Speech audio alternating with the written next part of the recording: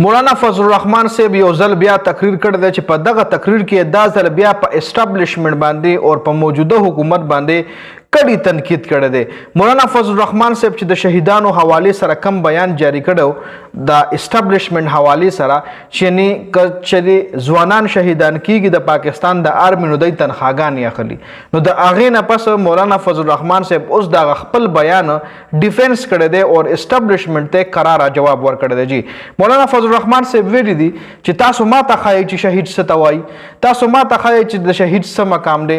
زه د قرآن او د سنت طالب علم یم، زه د شهید مقام ډېر ښه پیژنم. شهید څه ته وایي؟ شهید خپل وطن دپاره قرباني ورکولو ته وایي چې د هغه قدر و منزلت زه پیژنم، چې د خپل وطن دپاره قرباني ورکړي د هغه شهید قدر و منزلت زه پیژنم.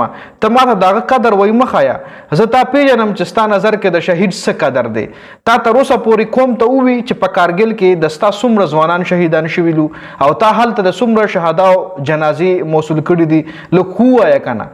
لکه مولانا فضل الرحمن صاحب یو ځل بیا په اسټابلیشمنټ باندې ډېر کړي او ډېر قراره تنقید کړی دی.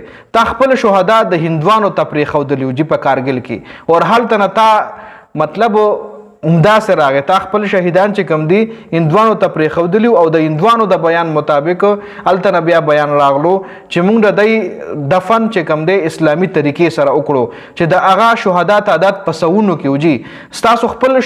ستاسو د خپل شهدا جنازې وصول کولو ته تیار نه یئ.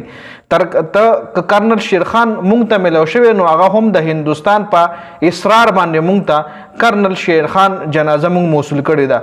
د خپل شهدا تذلیل تاسو کړی دی، ما نه دی کړی. تاسو اوس د خپل جرمونو په ټولو دپاره د شهدا په وټ کې پټېږئ. مونږ غلطه خبره نه ده کړې.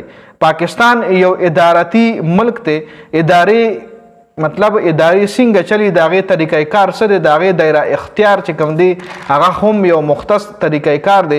که تاسو ته ما د هغې د ذمهدارۍ طرف ته متوجه کړي یئ نو دا ما څه جرم نه دی کړی. زه ستاسو د پالیسیو اختلاف کوم، زه ستاسو د پالیسیو اختلاف کوم، زه ستاسو اختلافات نه کوم، خو تاسو زما د بیان غلط تشریح مه کوئ او زما کردار کشي مه کوئ.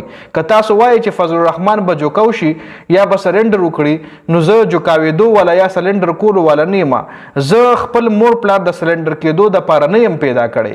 ما خو صرف ستاسو توجه د خپل ذمهدارو طرف ته محدود ساتلو پورې خبره کړې ده.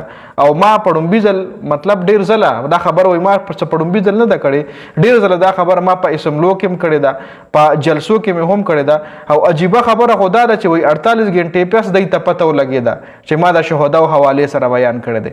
لکه وایي دوی ته پته هم نه 48 ګنټې پس دوی په ما باندې تنقیدونه شروع کړل چې مولانا فضل الرحمن صاحب داسې بیان جاری کړی دی.